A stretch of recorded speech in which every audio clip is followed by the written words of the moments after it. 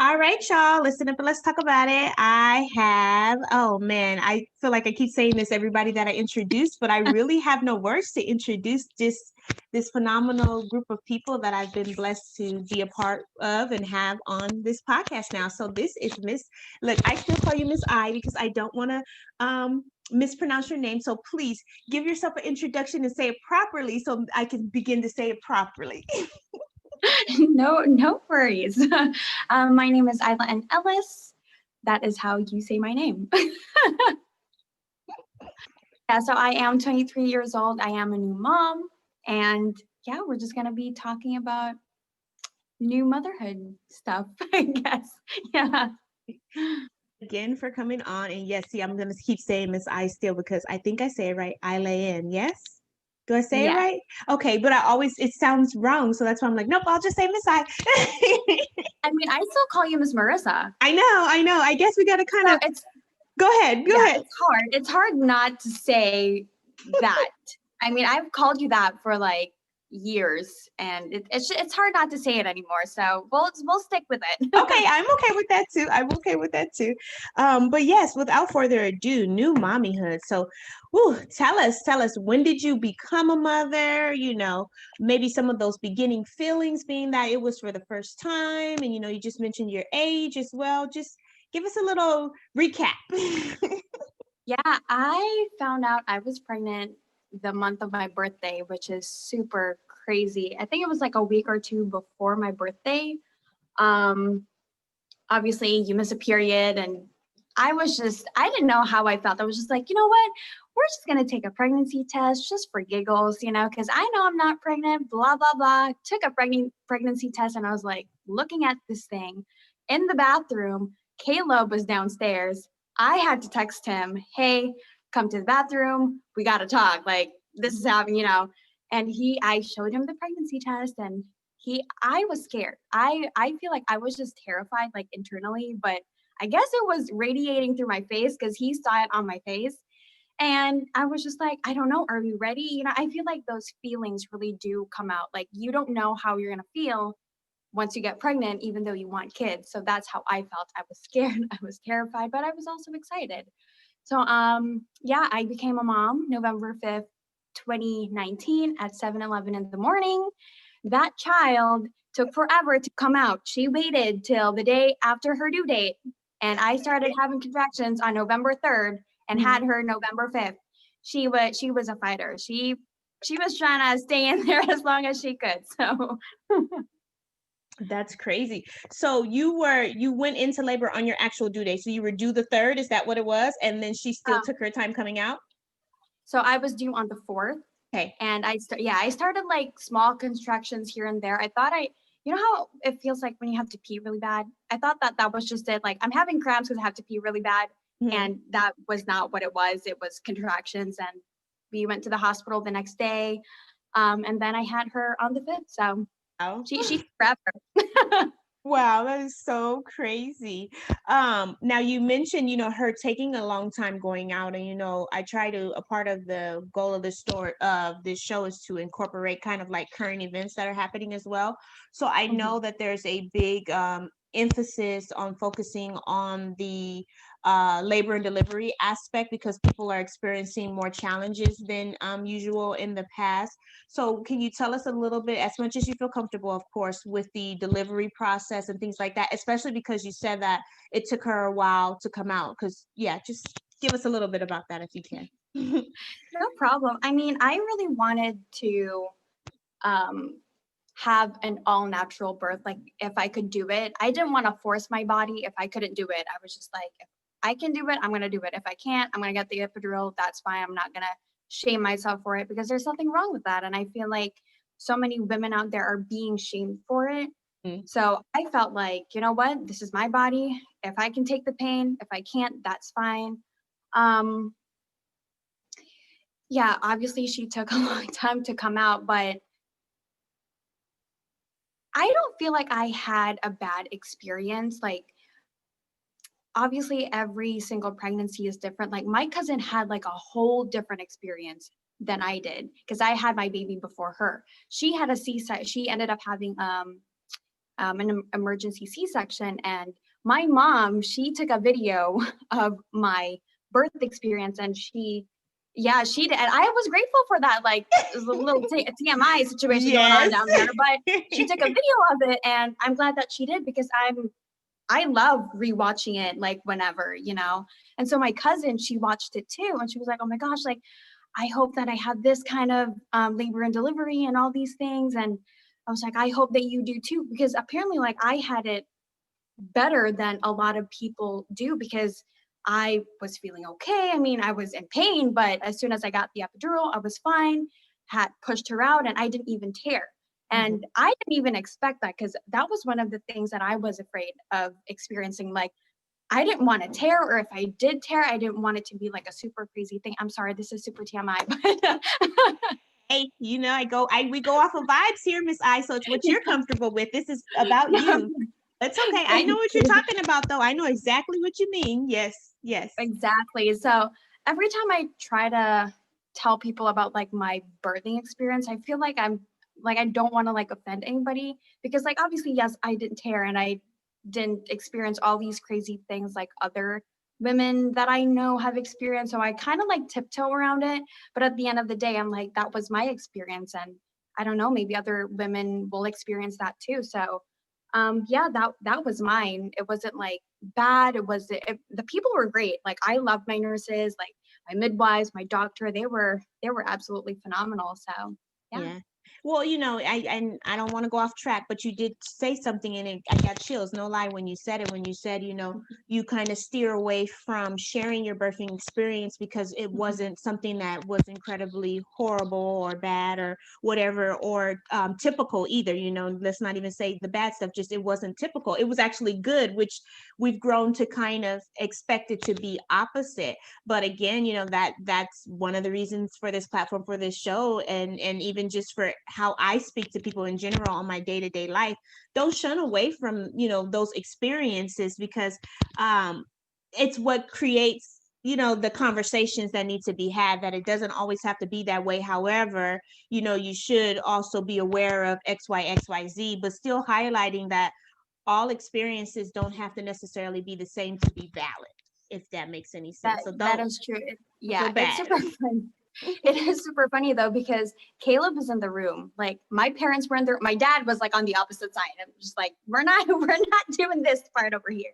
But Caleb, after I had Davina, he was like, "Oh wow, that was super easy. I pushed her for an hour, and apparently I made it look easy." And I looked at him. I was like, "You tried pushing for an hour. You tell me if it's easy." But yeah, the doctor said, don't say that to other women, because this is not typically how it happens. Like, she's just, like, one of, like, not one in a million, but, like, one of the 1%, I guess, who kind of have it easier than other women. And I'm like, dang, that was easy. So that's why I kind of, like, shy away from, like, saying these things, because I know that it's not the same for everybody, and I don't want to make it seem like I'm bragging and kind of, like, belittling, or making them feel like, oh, you had it easy, and you're making me feel like my experience was, like, all, you know what I mean? So that's why I kind of, like, shy away from it. But I mean, you are right though. No, and I love that It's about the world. you. I think that's so awesome that you want to do that as well. And I'm hoping eventually that we'll come to a part, as friends, a community, coworkers, or whatever the case may be, where we don't shy away from somebody being able to relate to your situation, even if it didn't happen that way. You understand what I'm saying? So, okay, Yeah, this was considered easy, but that doesn't mean that you cannot relate to another person who may have struggled a little bit, like you expressed about your cousin's pregnancy and things like that. That's how you're able to say and stand in your conviction and saying not all pregnancies are the same. So you come from a different point of view, but you're saying the same thing that everybody should know and understand, is that every pregnancy is not the same. And what comes along with that is that they're not all good, but they're also not all bad either. exactly. I'm curious to know how your first pregnancy went. Oh my gosh. Oh my gosh. Lord, I tell this story to as many people would listen, because Lord, I am traumatized. And then I turned around and had another Oh one. no. So I laughed at your story because there's so many similarities, but I knew I was in labor. Like I knew. I remember people were saying it feels like you have to pee really bad. There's a lot of pressure down there. So I was doing laundry, going up and down the stairs. I had the laundry room directly up under my apartment. So, there's a bunch of other apartments, but the laundry room was right up under where our complex was. So I go right down the stairs and to the right, and I'm in there washing clothes. So I had been washing clothes, went up and down the stairs, I don't know how many times, maybe 5 times or so, doing laundry over the course of a couple of hours. And I was like, oh my gosh, like I'm in pain. And I make no mistakes about it. I don't apologize about it. I am a sissy lala when it comes to pain. My pain tolerance is very, very low. Very, very low. That's why I don't do tattoos. I don't do needles. I don't do shots. I don't do hospitals. Like, no, So anyways, I'm like, uh-oh, something's not right. So I get on the phone and I call my mom and I'm like, Mom, I'm crying because I told you my pain tolerance is low. I'm like, Mom, like it hurts so bad. Like, come and get me. I don't know what's going on. And she's like, go get in the shower. I'm like, okay. So I get in the shower and I couldn't even stand up. Like I was like in so much pain, so much pain. So she comes and she gets me and we go to the hospital and they hook you up to all the stuff, you know how that goes. And I wasn't dilated. So they're like, leave, what they tell people, well, I assume is what they tell people have changed. Yeah, that's This what, was yeah. 10 years ago, but basically she said, there's nothing we can do for you. You're going to have to go walk or something like that, but you can't stay in triage. You're going to have to leave. And I just went postal. I was in a lot of pain and I don't play about my feelings. So I may have said a few bad words or, like my mother and my sister tell this story and it's hilarious to this day. But needless to say, they took me back there even though they didn't want to. Yeah. Was like slowly going. See, my thing was I always knew I was going to get the epidural, but I was scared, because they say, oh, if you move the wrong way, you could get paralyzed. There were all these different stories floating about with the epidural. So I was like, this pain is too bad, So I was like, once I get to whatever that point was, 6 centimeters or whatever it was, when they can give you the epidural, I was like, please give it to me. I'll stand super still. I won't be paralyzed. Just give it to me. I need this pain to go away. And so, yeah, I was pushing for a while. I was afraid of tearing, so they cut it.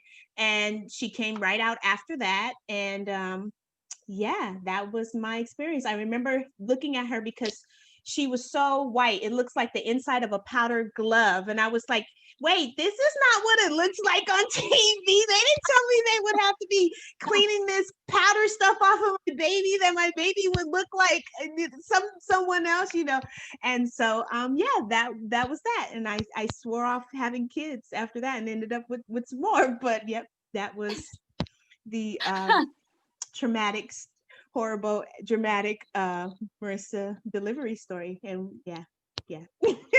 They do turn you away if you're not dilated to a certain thing, They because still that's do how that? that's what they did with me. I was 3 and they were like, oh, you have to be 4.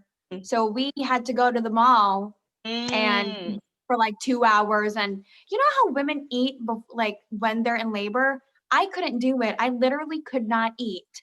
I don't know how these women are doing it. Like, dude, I was at the mall trying to eat. I had to give Caleb my food. He couldn't eat because he ate his food. And I was like, I was literally in the middle of the cafeteria at the mall, breathing in pain. I'm just like, just don't look at me. I had the hospital wristband on. It was hilarious. And then, yeah, they took me in because I was at 4 centimeters now, but they do turn you away if you're not. So. Man, these people.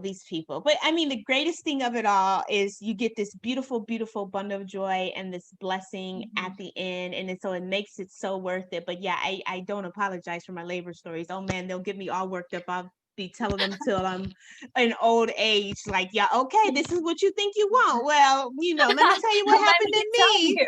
Let me play this video and tell you what happened to my friends. Exactly. And you see about it. that is true though. So what would you say is the biggest adjustment from the time, before you were pregnant or, before you gave birth to now? Time to yourself. Mm-hmm. That was definitely my biggest thing. I mean, obviously when you get married, it's not just about you anymore, but it's definitely different when it's your child. Once you have a baby, it's different. I mean, it's not bad.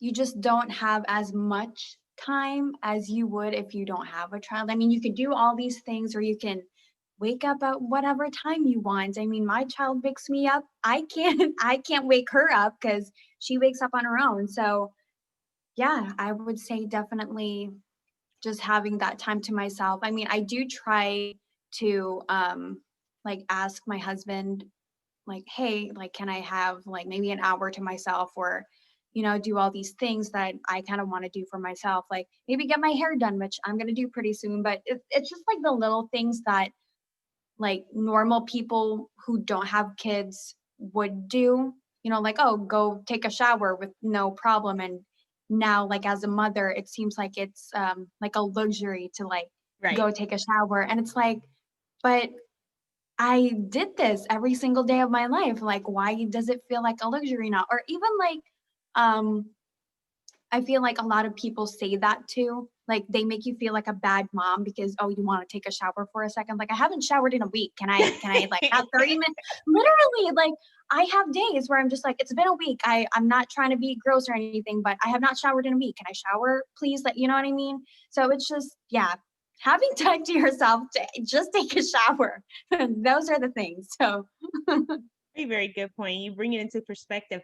But speaking of that, Davina just had her 1 year birthday. Yay. Oh my gosh. So exciting. The picture is so cute. You're so creative. thank you. How has this been, this adjustment of having, I mean, because she was basically like an infant when COVID hit and quarantine hit and all this stuff. Well, how has that experience been for you as a new mom? I mean, honestly, it kind of like worked out in our favor because I really wanted to be the type of mom who would stay at home Hmm. and take care of my child. So super funny. I went back to work January, and then COVID quarantine hit like the week before my birthday, which was in March. And so I had like maybe like a month or two where I was at work, and then she was at daycare during that time, and then I got to stay home with her. Like, I work from home now, and it's great. So I get to watch her do all these things, and I get to take care of her myself. So that, to me, like, it wasn't like a bad experience, like for us, for me at least. So I think it was a good thing. I mean, I'm not saying that the virus is a good thing, but yeah, being home, like, just doing this at home and being able to take care of her myself, I would take that any day. So, I mean, even though I cannot need breaks, I will take that any day. Does it make you feel safer being that, she was younger and being that we know what demographic is hit more or is more vulnerable? Does it make you feel safer that you're able to have her at this time, in addition to everything else, but at this time, does it make that feel safer? Absolutely. I mean, I feel like as a new parent, like as a new mother, you're just always like paranoid at like the fact that you don't know what the people who are taking care of your child are doing. Like, I'm not saying that they're not doing a good job, but like as a mother, you're like, I want to do all these things. Like, so yeah, that did make me feel safer. It made me more comfortable. And yeah. Yeah. Well, that's good. Good for you. And you're a good mom anyway. So, I know you You. would have had it under control either way. I remember finding out you were pregnant. I was like, oh my God, if anybody should and could have a baby, it's gonna be Miss I. She's gonna be so wonderful. Thank you. But with that, so people can kind of give them insight in the backdrop of our connection. I try not to always talk about my connection to everybody, but hey, this is my show and you guys are my people. So hopefully, one Absolutely. day I'll get people who I don't have so much of a connection to, but right now we're going to celebrate us, Miss I. So our Hey. connection was, or unless you tell it, I'll let you tell it since I gave the intro. You can continue it. How did we come about in the relationship that we had? Yeah, so back in 2017, my husband and I moved to Virginia after we got married. Obviously, I was looking for a job, and I saw the posting for the job at the Y, which is for childcare. And mind you, I've never done childcare before, but I always loved children, so it made sense.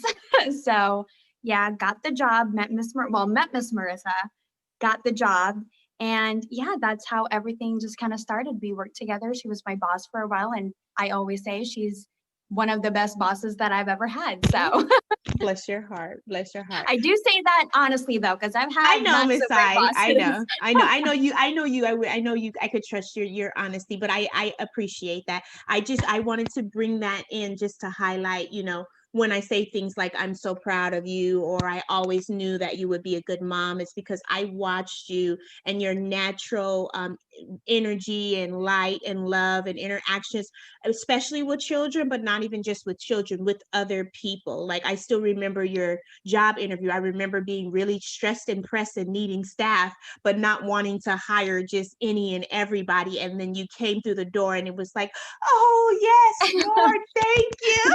Thank you. And so, it's no surprise that, I'm sure that there's some struggles and some challenges that come along with being a new mother. But I mean that honestly and wholeheartedly when I say if anybody I would want to have a kid or think that would be the best person and the best mother in the world, you would be one of those, Miss I. So I just wanted to let you know that was the long story short. So Thank yes, you. you're welcome. You're welcome. How important do you feel it is to have a support system as a new mother? I think it's very important. I mean, you're jumping into this new life that you've never, if you're a first time parent, first time mother, you're jumping into this whole different world that you've never even experienced. So to me, that was very, very important. I mean, I go to this church. They're called Mixed Church, and the people are awesome. I'm not even kidding. Like, they came and they brought me some food. They offered to do all these things for me. And that was really, really great because I don't have family here. My parents are in Arkansas. Majority of my family are in the Philippines. So having any sort of support system, honestly, will make such a big difference. I mean, it makes you feel better as a person, as a new mother. If you need something done for you and you can't do it yourself, that support system is there for you for a reason. So if you are able to find a support system in any way or anywhere, I would take it. And don't say no. Don't be that person who says, I can do it all, because I wanted to be that person. And I was like, you know what? I can't. I'm exhausted. I'm tired. I need help. I have learned definitely to ask Caleb for help. I used to feel really, really guilty when I would ask him to do something. And I'm like, no, I am the mother. He is the father. We are both the parents. We created this child together. We're raising her. We are doing this together. And honestly, that makes me feel so much better. Like, there's so much like weight that's lifted off of my shoulders, because I'm not supposed to do it by myself. So I mean, for those of you who are doing it by yourself, there are still people who can be there for you, and if they do offer help, take it as much as you can. You bring up a really good point, and I'm so glad that you do, because that again is another reason for this platform, and one of the reasons why God put it on me to do this show was, I noticed you did something that I often do, or that I've seen other people do, and that's feel as though you have to apologize for the fact that you have a husband that you lean on and depend on for help with your newborn child. And so we know and we fully recognize and understand and acknowledge I'm a product of a single parent home, but it also doesn't mean that you cannot share or feel guilty or have to feel made to feel guilty about the fact that you do have a helping mate, and that is your expectation, and that is something that you are working on and fully doing, and not be apologetic for that, because there is a benefit that comes to that. And yes, it's unfortunate when people don't have that, and again, that makes for another reason to have that much more of a support system. But we also have to get comfortable acknowledging the relevance and the significance and importance of having a helping mate in the household as well. Yes, absolutely. And I mean, it doesn't just have to be your mate. You know what I mean? Like, there are friends out there, like the church that I go to, they did it all themselves. Like, I didn't ask for help. But if you need to ask for help, because that's what I had to learn how to do. Like, hey, I need help. And there's nothing wrong with asking for help, because I feel like we are made to feel guilty because we ask for help. But at the end of the day, you're learning all of these things. You just had a baby, you're exhausted, your emotions are heightened, your hormones are all over the place, like you're doing all these things. So it's okay to ask for help. Absolutely. I agree. Very well put.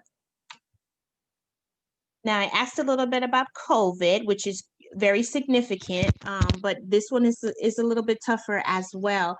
Not PTS, post traumatic. What?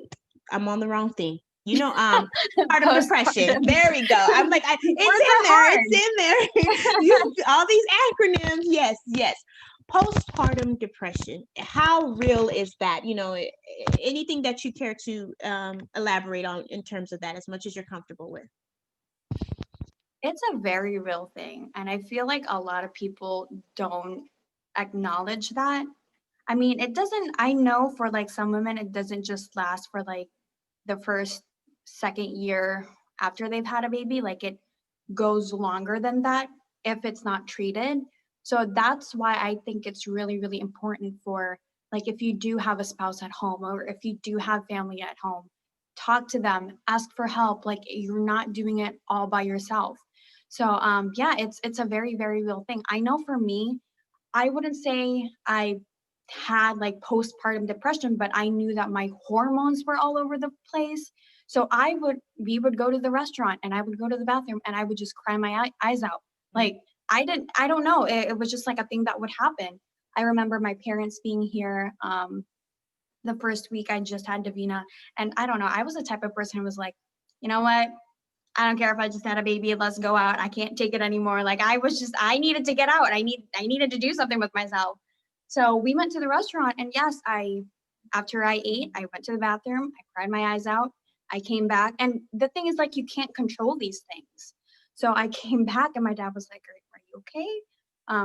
Is this postpartum depression? What are you feeling? And I appreciated the fact that my dad, he acknowledged the fact that, oh, I have feelings. I'm a new mom. He understood that. And I do feel like a lot of men and even women out there do have to educate themselves, or at least acknowledge the fact that, hey, it's a real thing, and don't be mean about it. You know what I mean? Like be open about it, reciprocate like the feelings of that person, because at the end of the day, their feelings are valid and whatever it is that they feel is valid. So Very good response. What advice can you give new mommies, or moms around your age? Because you're 23, right? mhm. But you were what, 22 when you had Davina, or were you already 23? I was 23. Oh my gosh, my brain is not I was gonna working. say, I'm like trying to do the math myself too, and I'm like, oh no, I'll ask Miss I. I got pregnant. Yeah, 22. I had her when I was 22 because that was last year. Yeah, and I turned 23 this year. Okay, yep, math. Worries, no worries. It gets worse when you get older, girl. It gets worse. Get I know, ready. right? You know how they say pregnancy brain? Yes. Is that It a real it thing? it I've heard of that. it Is it real? is. It is such a real thing. And even now, like apparently it doesn't just go away. Like Mhm. it kind of sticks with you. And this is what I'm talking about. We were talking about my age. I didn't even remember when I had a baby. So yeah. I heard about that. I think my husband said it one time, and he had heard it from someone, and I was like, that is ridiculous. I've never heard of that in my life. It's such a thing though. I mean, it can't be the excuse for everything, but Right, right, right. it's a thing though. Yeah. So, what advice can you give, new mommies on what they can expect? If you had to, like, if this was like a PSA type of thing, and you were really just speaking out to a set group of people, and that being people around your age experiencing new mommyhood for the first time, what would you say? It's not going to be easy. I just want to flat out say that it is not going to be easy. But it does come with rewarding things, like feelings. Like you see this whole person that you carried for 9 months, and you see this little human become their whole person, and you are the one um, teaching and guiding them and doing all these things. That way they become the person that they're meant to become when they're older. And it is hard. It does come with moments where you just don't know what to do. I have moments where I feel frustrated, or I just can't take it. So I've had times where I've had to give Davina to Kayla because I'm like, I need a minute. And it's okay to have a minute because I have always felt like if you don't give yourself a minute, you might do something or say something that you don't mean to say or mean to do, and you can't take that back. So if you do need a minute, you take a minute because that's okay. Even if you have to put your baby in the crib for just like 2 seconds, it's okay. Like I've done that too, especially after I just had her. I mean, obviously I was exhausted. I'm like, you know what? I'm not feeling so okay right now. I'm just gonna put her down and do my thing and then come back not too long, like maybe like a minute or two. Um, yeah, and just remember to do ask for help no matter what it is that you're doing. If you need a shower, ask somebody for help. If you need to eat, ask somebody for help. Like that is like the main advice that I can give you is just ask for help no matter what. Because people will understand. I mean, maybe not completely, but they will see that maybe you're struggling or maybe they can see whatever it is that you're feeling sort of. Um, yeah, so that's really all I can say. I like that. And Yeah. I have a feeling your response may not change too much, but I do want to, the goal of this platform is to try and be as inclusive as possible while still standing firm on facts and science and stuff like that. But I just had to add that in there. It's a crazy world we live in right now. But I said that to say, let's say, removing everything that you had as a benefit to kind of help that you feel may have helped you. Let's take those away and think of it and look at it from someone who's still your age, still going into new mommyhood, who may not feel like they have that support system or may be ashamed depending on what's attached to the pregnancy or what, whatever comes about or what community they live in or anything like that, may not have adequate resources or finances or things like that. What would be your thing to someone experiencing something like that who may not have the benefit of some of the things that you do? Mm-hmm. So I do have family in the Philippines who are not as fortunate as I am. I know that they do have friends around them who at least, try to be supportive of them as much as they can. So, I mean, I am not in their shoes, so I feel like I don't really have much to say about it.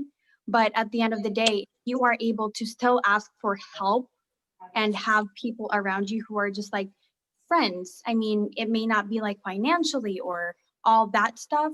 Um, do as much as you can or what you feel comfortable with to do or to ask for help, whatever it is that you feel is best for you. I would say do that. I like that answer. We got Hazel joining in on us. So let's see. Let me see. There she goes. And Hey, so Hazel. unmute herself. Let me see. Did it go? There we go. Hi. Hey, he's all Okay. Hi. I Hey. can't hear you. I'm sorry, y'all. I was trying to do Google Meet the whole time. so sorry. I was like, this don't look right. And then it was like Zoom. And I'm like, oh. I'm sorry. You're Okay. good. So glad you could join us. Look, speaking of new mommyhood, you seem to have mommyhood duties in full effect right now. Mm-hmm. Yes. I'm sorry. I'm trying to feed him. He was screaming. Can you imagine? Tell us a little while you're feeding him. Tell us a little bit about your newest one, because we had to change the title of the show. It's no longer just new mommyhood; it's mommyhood in general. Because you on second round two. Right. Mommyhood is good. Baby number 2 is a lot more clean. But I mean, I guess it comes with territory. He's a boy too, so I kind of feel like that's where it is. He's more reliant on me, and he's strict. I'm strictly breastfeeding, so that in itself is a lot. But my mean is good. It's a lot less stressful than I was with my baby number one. That's for sure. Postpartum hit hard. Baby number one. This time around, I'm kind of just like, I got this. This ain't you. I was gonna say, is it because it's baby number two that it seems that at least that part, but you kind of just answered that, and so yeah, that's good though. That's good. Yeah, I'm trying to not be to actually ask for help because I had a very bad problem with asking for help when I needed it. I'm sorry. People leaving the house and watching TV and being people. But I baby number one, I kind of just was doing it all by myself. I think y'all know my husband's in the military, so he was gone a lot. Mm-hmm. And then I was away from family. I didn't have any support in Delaware. So now being here, I mean, I don't give baby, his name was Akai. I don't give Akai to anybody else, but I have support if I need somebody to pick up my daughter. Can you please come get her? She driving me crazy. And they'll come pick her up. So that's my little break. Because he's not a bad baby. He just cries. Because he's a mama's boy also. Mama. Well, Miss I, interesting. Did you hear what Hazel just said? She's talking about support. Yeah. That's so crazy. Look at God. We just said that. We were just talking about support. Man. Literally when she popped in. A little bit on that and catch Hazel up with that. Because, oh man, look at how that worked out. It is true. So how are you feeling, Hazel? I mean, you are looking great. You look beautiful. And your baby is so cute. Look at him. Hi. Hi, that's that full face. Yep. Greedy. I'm okay. I'm in a head-wise, space-wise. I'm a better place because I'm telling you, baby number one, I postpartum hit hard, like suicidal hard. You get what I'm saying? So it's like this time around, I'm like so much focused on just giving myself room to parent. Like if I miss a mark, I'm okay with missing a mark. Like right now I'm trying to potty train Amina. It is driving me insane. But I'm like, just don't overwhelm yourself. It's not going to be perfect because with her, she was so advanced that I kind of was just like, she should already get it. And trying to parent her, but she wasn't trying to let me parent her because she was so advanced that I didn't need to really parent as hard as I wanted to. And with him, he's still advanced, but I'm just taking my time a little bit more with him, especially because I'm exclusively breastfeeding. So I'm trying to be more present. So with Nugget, did you exclusively breastfeed with her or did you eventually switch over? I switched over. So I was supplementing. I breastfed for a year, but I was supplementing while she was at daycare. So at home she breastfed, but at daycare she was with formula and eating everything else. Okay. But once I think she hit the day she turned 1, I was like, all right, I'm done. I can't do this no more. But with him, I was praying like I want to just strictly breastfeed, just for the simple fact of I don't want to pick the formula. Just don't want to do it. Oh, Davina. Oh, look, we have babies on board today. Yay! You just woke up from a nap. You say hi? You wave? She's like, I don't know.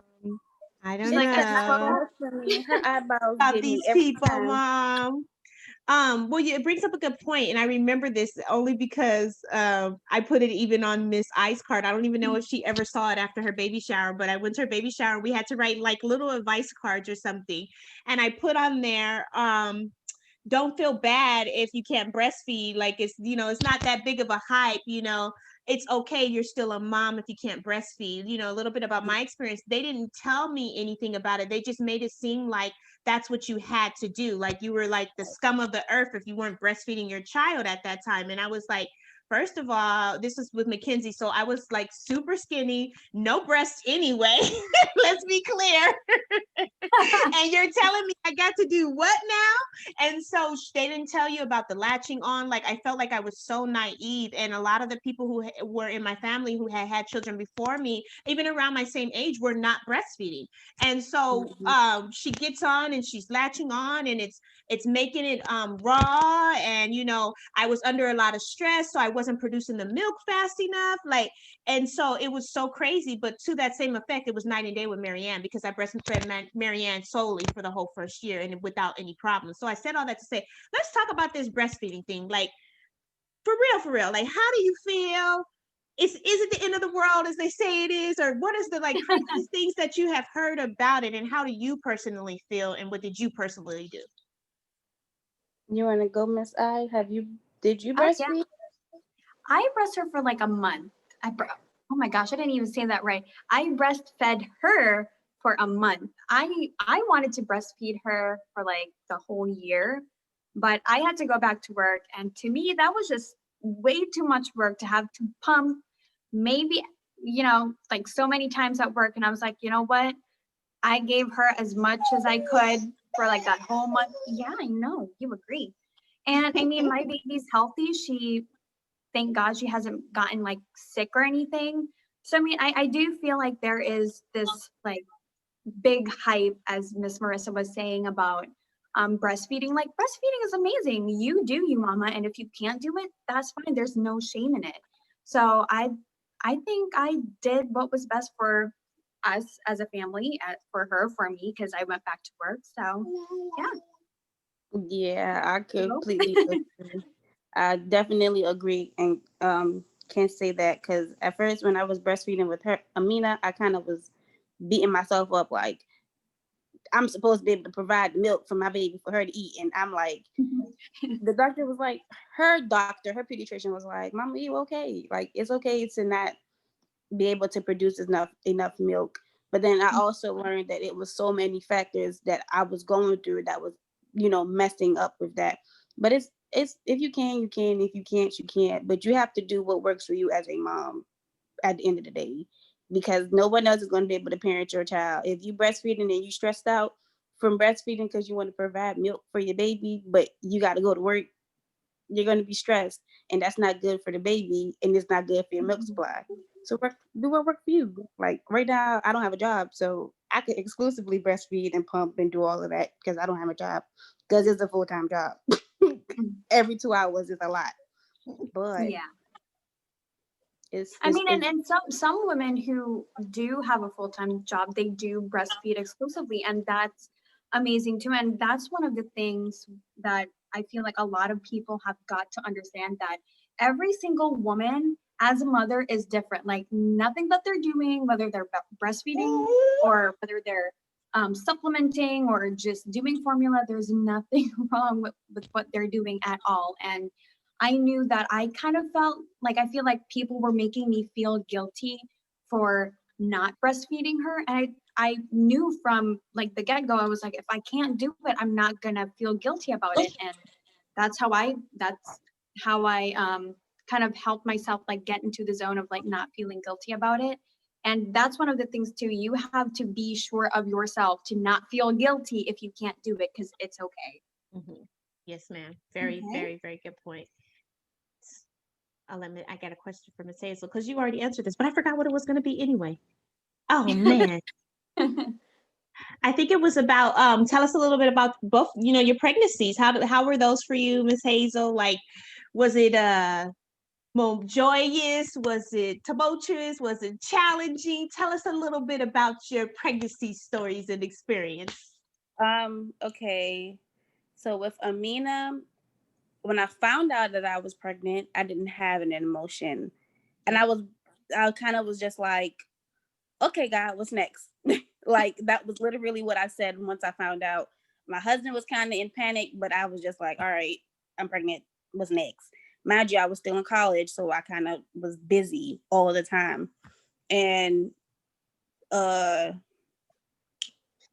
couldn't eat my first trimester. I ate fruits and vegetables, and I kept losing weight. I was like 160 something, 64 when I had her, and I was 164 when I found out. I was panicking during my pregnancy with her because I didn't gain weight. I was just up and down in between the same numbers. And I was just like, okay. But health-wise, I was fine. Mentally, I was like, okay, I'm pregnant.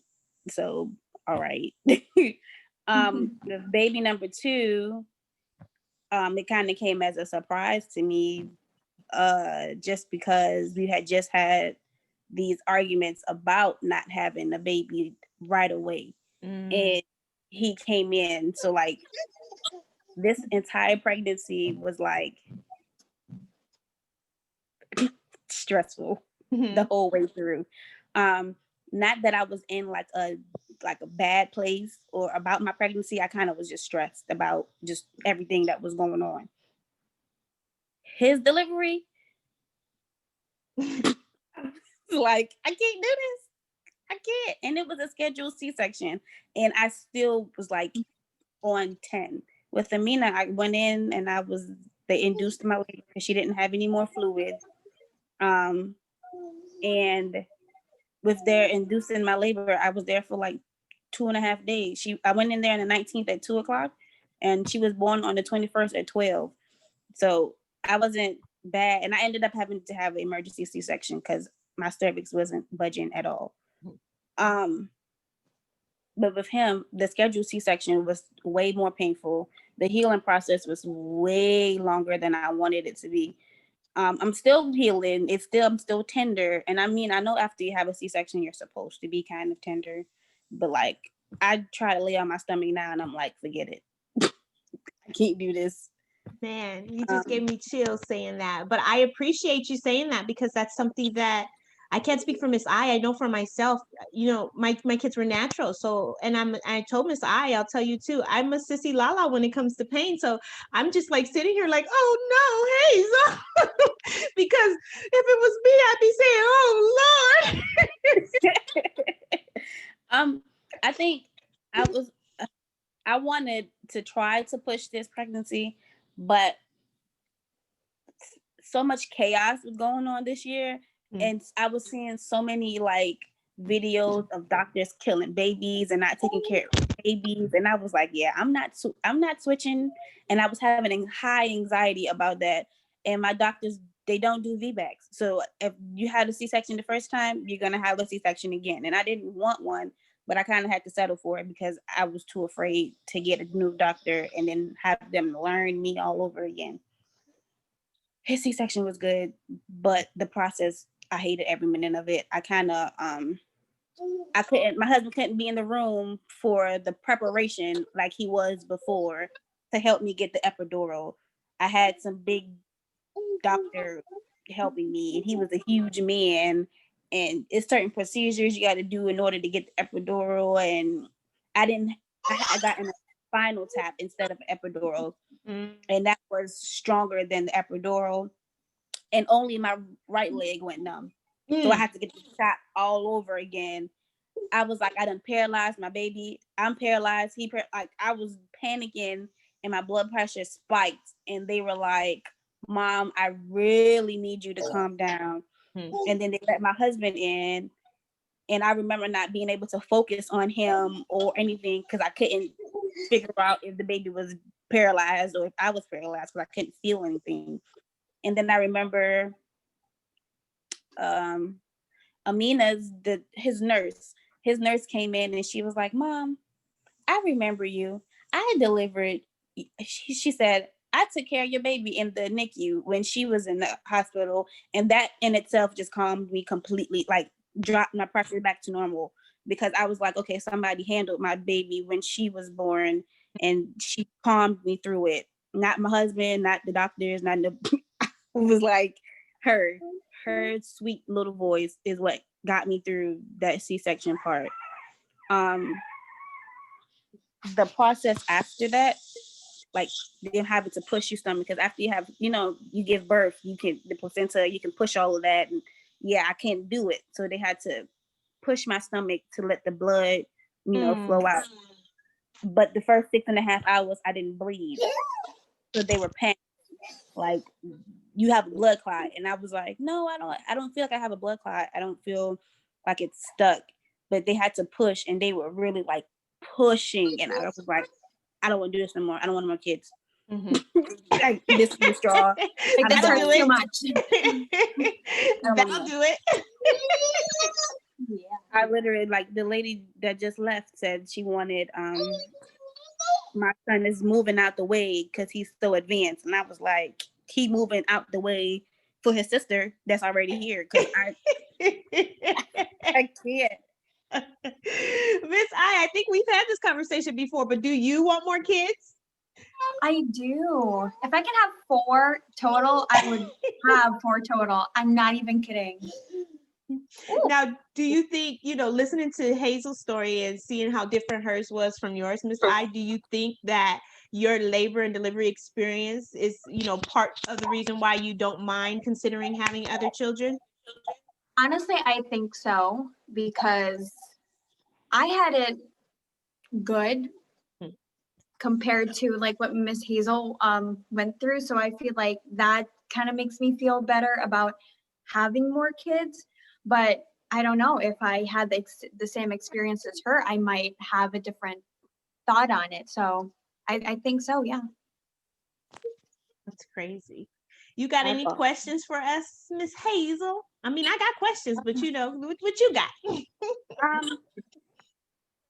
I don't know, like, how is it now? Like, because I'm trying to find a job and do all of these things. So it's like, now being a mom, and most daycares not taking babies, and I'm just like, I can't win for losing. So it's like, do you work from home?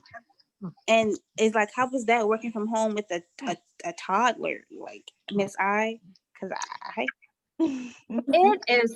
It's hard. I mean, it's great some days, but some days are just harder than others. And my job isn't even hard.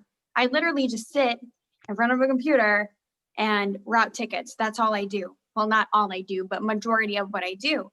And so even just having that kind of job, it's still hard because I do have to keep an eye on her. When she's at that stage where she is really, really clingy, and she just runs around and she's like, oh, she comes to me whenever she wants to come to me. And that's almost all the time. So sometimes I don't have time to just like take a breather. But like I told Miss Marissa earlier, I would not change it for anything, but it does have some challenges. I mean, sometimes I need to change her diaper in the middle of a meeting, and I'm like, this is so inconvenient. Why do I have to do this right at this second? But these are stories that we can tell people in the future. So, I mean, yeah, to answer your question, it's great, but it's also pretty frustrating some days. She just closed the door, I think somewhere, I don't know. She walked over that way, and I think she closed the door behind her. So she's probably inside of the room by herself. We don't want that. That's what happens. But, yeah. So how is it, Hazel? I mean, you have a toddler and a newborn, essentially. Tell us about that. And quarantine. Come on. Yeah, how does that feel? Because I'm very curious to know. It feels like I'm locked in a prison. My 2-year-old is very, if you've ever, I don't know, but if you ever meet her, you will understand. She has the energy of all the 5-year-old boys that I watched, to put this into play. At YMCA, that all the 5-year-old boys, and then she's a girl, so I don't know what to do. She's bored. I'm bored. We're all bored in the house, and I can't really take her much places because I have to have her brother, and I can't really be mommy. You run around and play, because then he's asleep, and I'm like stuck trying to be in between. So now we're stuck to a section of the house and she wants to run up and down the steps and play and not lock herself in the bathroom 112 times in a day. And we don't have the bathrooms where you can stick a knife and just turn it. We have the bathrooms with a little small hole. So we had to go buy special keys. But it drives me crazy, but it's kind of like peaceful at this point because I'm like, she's not out there at daycare where she can get sick. She's protected here. I don't have to worry about anything. The only thing right now that's just stressing me out is potty training. The quicker you can do it, do it. Because having a two and well, she's in pull-ups, so one in pull-ups and one in diapers. I'm over it.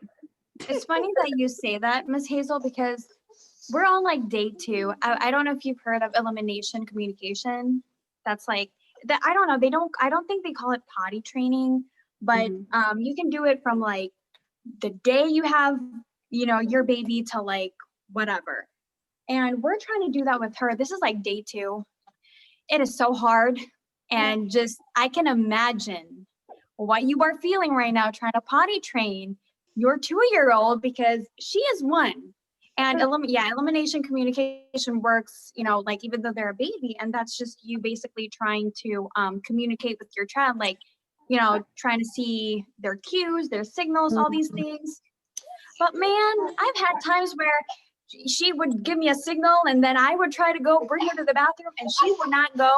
And the second I put her down with no diaper on, she goes. So I can only imagine. Whoa, you were hiccuping. But yeah, I'm with you, girl. Literally, was it yesterday I was doing my cousin's hair, one of my brother's hair, and he was getting his locks retwisted. That was like a 2-hour job. She sat on the potty for 2 hours, y'all. 2 entire hours. As soon as he left and she sat on the couch, she peed. Literally. I was just like, God, what did I do to you? And then the day before that, she stood by the toilet and peed. Literally went in the bathroom and stood there and peed. I was like, Amina, why? Why do you do these things? Mommy, why? Mommy, why?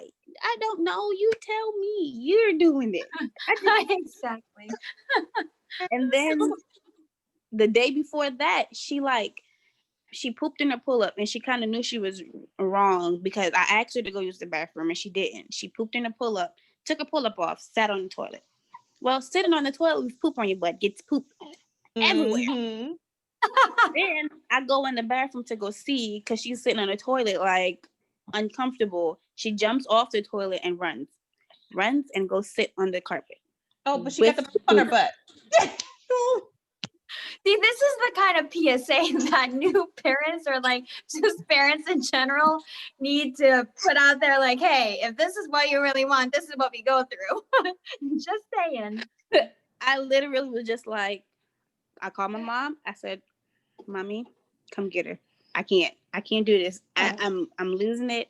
She was just like, Woosah, calm down. I said, I feel like, and if you have a little girl who is full of attitude, she's testing my patience. She is. Like, she literally would sit there and look at me and be like, potty. We go to the party and she'd be like, I'm done. Peas, none. Walk away and then peas in her pull-up. And I'm like, why? It's to the point where her brother be like, not the baby. Not the baby. He's 2 months. He just knows she's just fibbing the whole way through. The baby. Well, you know me and my child developmentness. Now, granted, I am a little biased. I did not potty train neither one of my girls. Neither one. I didn't. So I am a little biased. But what I have learned and what I have watched is that when they get to the point where she's at right now, where at least she's acknowledging it, you're halfway there. It doesn't, it may not make you feel any better because it's probably going to get worse before it gets better, but they're halfway there when they can start acknowledging it and saying like, oh, okay, I have to go, even when they don't go. But you're halfway there, Miss Hazel. Let me give you a little bit of hope. But I mean, it's going to be challenging. It's going to be hard, but the fact that she's able to recognize it and start it, and especially when they, oh my God, and they only want to take the pull up off when it's got poop in it. Like, why you don't take it off when it got pee? Like, what is you doing? Like, so when you get to that part, you're almost there. So keep the faith, Hazel. Keep the faith. I keep telling her brother, I was like, you joining in. You about to be potty trained before you turn 3 months. Because I can't. I'm not doing this all over again. But thank you for that piece of hope, because I keep asking people like, can y'all help me? And I've tried the potty in front of the TV, the potty in the bathroom, potty with mommy potty. I've tried so much things. It's to the point where she's just over it. I'm over it. She over it. We all over it. Her daddy over it. Like, I'm like, when she wakes up, send her to the potty. She wakes up, she goes in the kitchen, because her potty is right at the kitchen island, because the TV and everything is like right here. So it's right at the kitchen island, right by the side, so she can sit and watch TV. If she pees, she won't get on the carpet. Go in the kitchen, she walks right past the potty and pees. It's like, how is this possible? And she can tell me like, Mommy, I pottied. She can wipe herself. She knows how to change her pull up. Like, she can do all of these things, but she refuses to use the actual potty. We even have her the little potty thing to go on the big toilet. I got her a stool. So like, in every bathroom is different. She has a stool in one bathroom so that she can use the big toilet without her little kiddie toilet. In my bathroom, she has a kiddie toilet, and then downstairs she has the other potty. So it's like, I don't.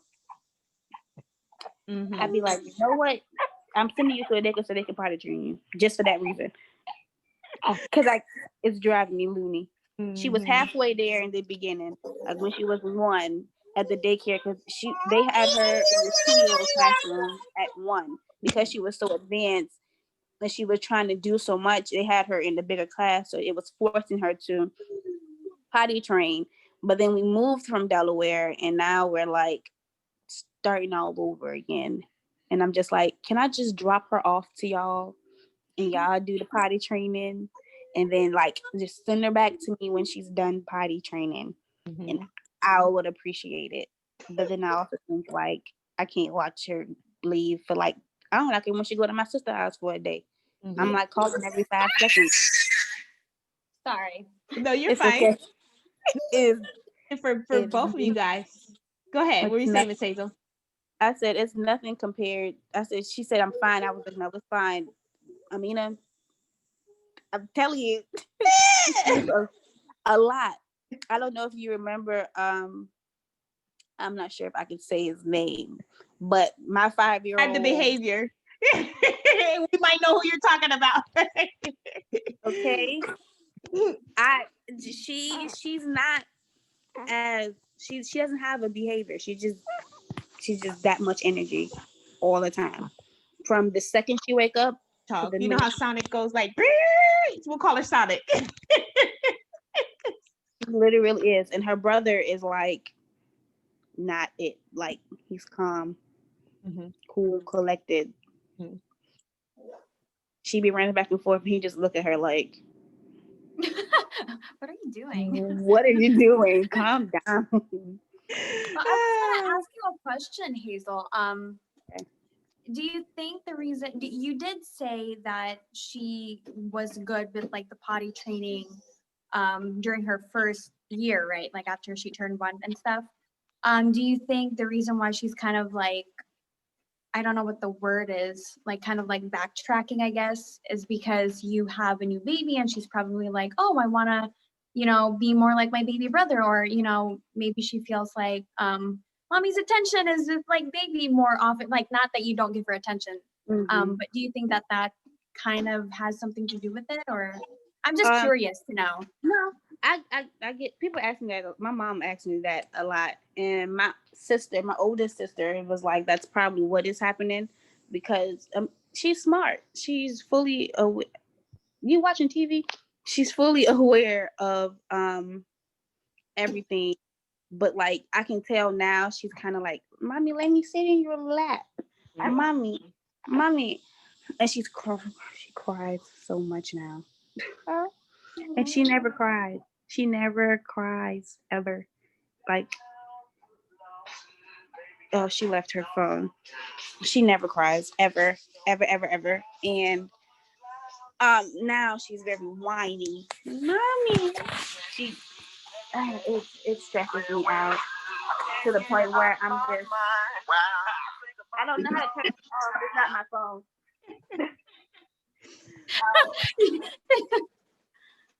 At least it's a good song. I like that song. So she's very whiny now. Like I don't know. Her pencil dropped. Those are fit. Pencils dropping, and I'm like, what's going on? Like mental breakdowns for every little thing, and it sometimes is overwhelming, but at the same time, like I'm just like I get where it's coming from. Like I understand because you have a baby brother, but at the same time she's like, big sister. I'm a big sister, and I'm this is my baby, and so it's like I'm confused on that part. But did we lose you, Hazel? Oh, there you go. I'm sorry. You're fine. The lady left her wallet, and they're trying to call me to come pick it up. But I don't know. I just hope that she don't feel like I'm like, that's a problem to me. Like I hope she don't feel like I'm trying to, like, it's not her, it's me and baby and her and daddy, and then she got to squeeze herself in there when in actuality that's never the case. Because I spend time with her when he sleeps, and he sleeps a lot. So I spend time with her, and then sometimes, I want time to myself. So I'm like, all right, Nina, go find daddy. Go play with daddy, because mommy needs to take a 20-minute nap. Right. Or mommy just wants to sit here and scroll through Instagram, or drink this Dr. Pepper on my own and not share it. Like, because I don't have me moments. So I try to force myself to do that, because with her, when she was a baby, I was all baby. I didn't give myself time. I didn't give my husband time. I just kind of was just like all baby. So now I'm trying to like do it all one by one. So I think that's what it is. What's causing her to backtrack is to be like hands-on, so I can be more hands-on, I guess, with feeding her and potty training her and all of that stuff. Really good. Now, and that was a great question, Miss I. Thank you so much, because I didn't even factor that in. How close is she to 2 years old, and does that kind of weigh in the back of your mind, that horrible myth of the terrible twos? Is that weighing on your mind right now? Yeah. But I don't think it's because I always tell people, like, I don't think it's a terrible two thing. I just think it's like she can't speak all the way. So she's frustrated, and then like I understand her, but her dad don't understand her. So if he don't understand her, World War II, and I'm just like, but she turned 2 in June, so she's 2. She'll be 18 months in December. Okay. So she's halfway through the terrible 2 stage, but she's normal Nina. To me, she's just more whiny, and that's just because I feel like her brother. Because I respond to his crying, so she's like, I want them to respond to my crying. Like, no, you can use words, you can talk. She talks very, very well for her to be 2. he's so cute. Look at him. He's so tiny. Look all up and look just them jaws and all. How old is he now, Hazel? 2 months. Well, Oh, yeah, he's 2 months. time is So flying right on by, huh? Oh my gosh. Loading, but he's a whole lot bigger. She was 5 pounds 15 ounces, and she didn't make it to like 7 8 pounds for like 2 months. He was 6 pounds 6 ounces when he was born, and I'm convinced he's like 12 pounds now. you had small babies. She was 8 pounds 3 ounces when she came out. She was a big baby. Yeah, she Bless your was heart. pretty. I know. And she agrees. Bless your heart, because I would have cried. Hazel, what advice would you give to like new mommies, especially, you just mentioned, factoring in age difference between, Amina and now your son. What advice would you give to new mommies, like around your age or just in general? Um, I would just say parent to your best ability as a new mom, because everybody, especially if there's people around you that have kids and had kids, like your mom and your grandparents or whomever it is that already have kids, parent the way that you want to parent, the way that you feel is best for your child, that works for your child. Everybody's going to always have a say so. Everybody's going to always want to chime in. Consider what they say, but you don't always have to do it, especially now with all that's going on, all that's quarantining and all the laws of life that's going on and everything that's being created to stop the old way of parenting, if that makes sense. But Yeah. parent it the way that works for you, and parent each child differently, because each child don't require the same type of parenting. So it's just take it, and then take it day by day, because everything changes day by day. And that's about as much as I can say, because I'm still learning, and you're gonna learn until your kids tell your dad, because they change every day. And I'm learning that now with my Amina. She's literally teaching me patience every day. Patience, and like she makes me view life differently. And my son makes me slow down, be as present as you can, even if you're working and you're busy. Just be present. Like, even if it's 2 minutes, take 2 minutes and sing a nursery rhyme with them. That in itself will make a difference. Those are memories. Like, my daughter knows, if she went to the YMCA, I'm probably sure she'd sing out every kid at the Y, because she knows every song. We play songs, we dance, that's our fun time. But with Akai, he likes random sounds. So I'm making random sounds. It's just all in what you feel is best for your child. And it's okay to change your mind. That is a big thing. It is okay to change your mind on anything. If you wanted to breastfeed and you can't breastfeed, or you want to breastfeed and you just tired of breastfeeding, be tired, change your mind, throw some formula in there. If you want to work from home or work a full-time job, do it. If you change your mind and don't want to work anymore, do it. Just make sure you're doing stuff to make you happy, make you sane. Because at the end of the day, your kids need you and nobody else to be getting them through life. God put you on this earth to be their parent, or his or her parent, depending on if you have more kids or not. And that's that. He trusts you with them to do what's best for you. I like that. And I like how we have like extra attendees on this call. Like, oh my goodness. I don't call it baby fever because I've made it very clear I don't want any more children, but I still love the kids. I love the kids. Face. Oh, makes my heart melt. My babies have babies. It is true. We are your babies. Babies have babies. I mean, I don't have anything more. I don't want to hold you guys up anymore. Miss Miss Hazel, any famous last Whoa, that was That was a good one. Good scream. That was a good one. rude. Mm-hmm. That was a good one, mommy. Oh, yeah, I think it is food time for this little one. So Okay. probably like, let's get food. Right. Okay. Yeah, I'll feed you. I'll feed you. So yeah, Bye-bye. we'll go ahead and close this out. I thank you guys so much for joining. Oh my gosh, means so much to me. Thank you so much. And you know me, I'll be in touch because you know I'd be harassing y'all anyway. So you know, this is see you later, and thanks for joining me today.